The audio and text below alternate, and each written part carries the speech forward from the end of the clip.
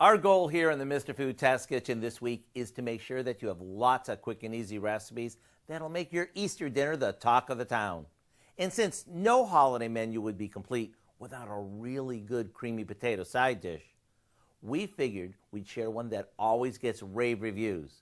When making this in the past, I used to start off by peeling and shredding the potatoes, but rather than doing that, today we're using a bag of frozen hash brown potatoes that we've thawed.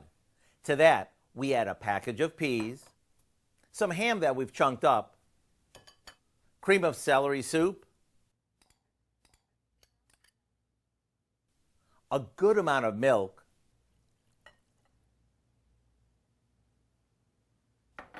a bit of onion powder, and some ground black pepper. After this is mixed really well, we pour it into a casserole dish and generously top it with crushed butter crackers. You could bake this right away or assemble it ahead of time and bake it off right before dinner or brunch. Either way, you're going to love how creamy and satisfying it is.